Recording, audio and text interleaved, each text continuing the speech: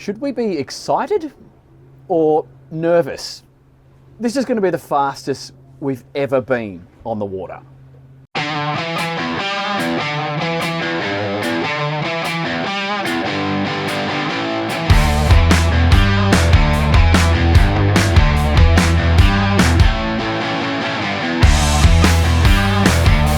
So how does this American stepped hull compare to all the European stepped hulls? And is this the finest hull that money can buy?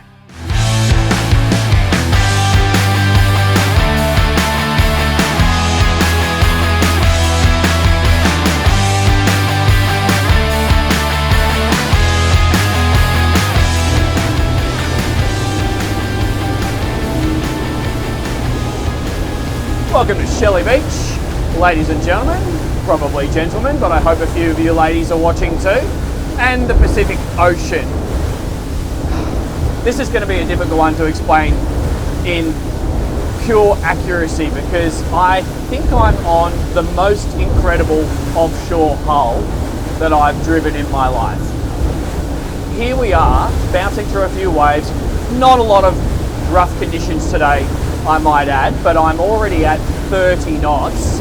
With a little bit of westerly wind behind me, under a metre of swell, but it is coming up to well over that as we come around this corner.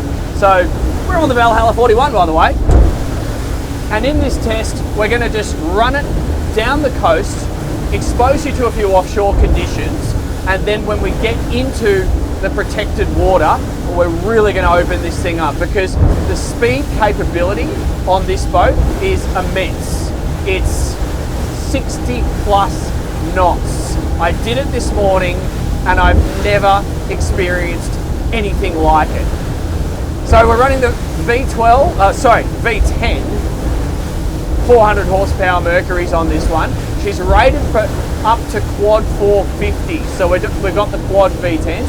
She's about an 8.3 ton light ship and 9.5 ton loaded, 2,100 plus litres of fuel, and we're running a little under half a tank at the moment. Just maintaining a speed of 32 SOG on 3,500 revs to 3,600 revs and a fuel flow of 157 total. Just watch us going up and down through the waves. I'm not going to accelerate too much more through this part of the drive because my drone just would have no possibility of keeping up with you, but we're going through some confused water right now. We can see a little bit of bounce back from these rocks here. The hull is just eating it up.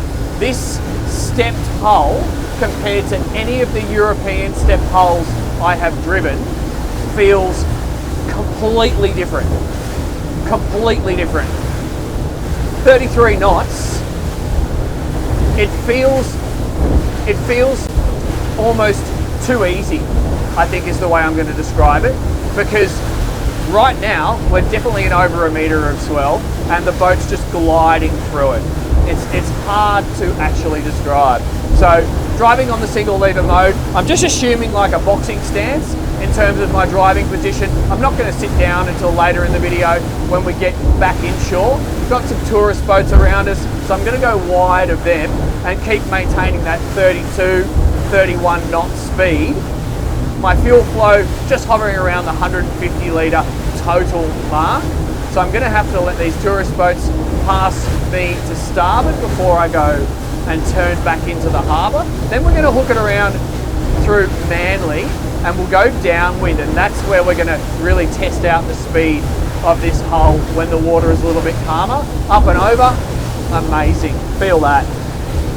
33 knots. So engine revs are hovering around 3,600. I'm just going to hook it through now. So confident. So now I've got some boat wash on me now. Got a small tinny up ahead. I'm going to go inside him and the rocks. Look at that. Look at that. Hopefully that's coming up in the camera. Look at the bounce back right here from the rocks. I'm not taking that at the best angle, and I'm just gliding over at 33 knots, and all the wash is going out to the side. Nobody is getting wet on this thing. This windscreen gives me excellent protection from the wind because it's full height, and the amount of space I have here at the helm to move around in bouncy water, or if you are a taller person and you need more head height, I don't think you're going to have any problems. Okay, got a couple of waves behind me now, so I'm going to be doing a bit of surfing. 36 knots, playing with the engine trim. I've got the zip wakes on auto. We do have a Seakeeper gyro on this one today. It's operated from a lithium battery bank.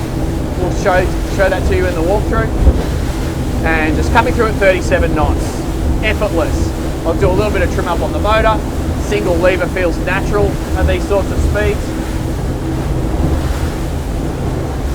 I'm gonna do a wide turn. I'm just gonna have to pick my timing on this. 1 ferry, 2 ferry, 3 ferry. Got some waves, a little bit of traffic up the harbour. So I'm gonna hook in around these rocks just here.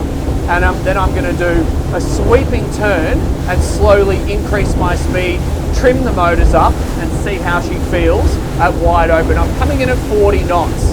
Not completely accurate compared to my drone footage, which was a little bit slower, but it's going to be the best I can do for you because they don't make drones that go fast enough for this boat. Okay, I'm going to have to go for the turn now. A little bit of a trim up on the motor, 40 knots. Making some room in front of these guys. One kayaker, one powerboat, and starting my turn. I'm going to go across this guy's heading and leave him to port, and then I'm going to leave this guy to starboard. Oh wow, feel the grip in that turn. Okay, now we're going to start to increase our speed. The boat's really starting to boogie here and settle in. Her attitude has straightened down. I'm just going to give it a little bit of a trim up there. That's 47 knots. Incredible. Okay, that's an easy 47 knots. We're in not flat water right now, guys. We are exposed to the ocean on the port side, and I've got a little bit of boat activity sending me some wash as well. Easy 48 knots. When I get across this exposed part of the water, I'm going to push it to full wide open throttle. That's 4,700 revs, 300 litres total for all 4 motors. One boat crossing my bow now. I'm going to leave him to starboard. When I've got a clear run, I'm going to hit the gas. Okay, starting to clear all the waves. My visibility, by the way, is exceptional. You'll see that on the front camera. And let's go wide open. Oh, feel that pickup. That's incredible. Whoa, man, she just hits those waves. This is so powerful. Okay, just off the gas, go through these waves here. And I'm just going to pick one more line. Oh my God, just look at the acceleration. 50 knots, 53 knots, 55 knots, and climbing. Just trim down a little bit, the bow's a bit too lively there. I'm going to run out of water right now. That's incredible. 63 knots is no problem on this boat. Let's hook it in. That is incredible. We'll do one more speed run in flat water. I think, guys, feel this. I'm doing that turn at 41 knots. The boat just hooks in. It's remaining dry. It's still smooth. You could do these speeds, I don't recommend this, with someone sitting on the front lounge. That's incredible. Okay, we're going to go into some protected waters. We're going to test out the joystick. We'll see how it is to maneuver this boat in close quarters. And we'll drop the anchor as well, and just to see what the operation is like through that process, through a couple of waves. And then we'll do one more full speed run in completely flat water and show you what it's all about. Okay, so I've just got it on throttles only instead of taking it out of single lever, and I'm just going to test the boat's manoeuvrability before we go to the joystick. So we have a bow thruster, and we've got the Optimus 360. I haven't used this before. I'm just going to do some transverse thrust and spin the boat to starboard, and we'll see how responsive she is. Oh yeah, that goes.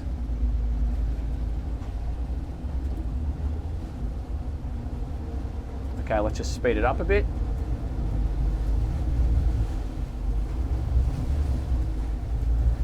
Yeah, plenty of power there. That's, you know what? If you come from a twin engine, twin rig,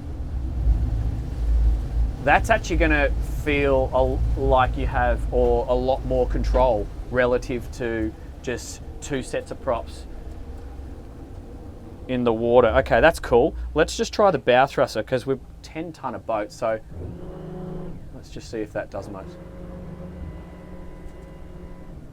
Torquey, but not hugely powerful, I would say. So that's going to be useful as a bow thruster should be at the dock when you need to touch it in. So how do we turn? Take command. Okay.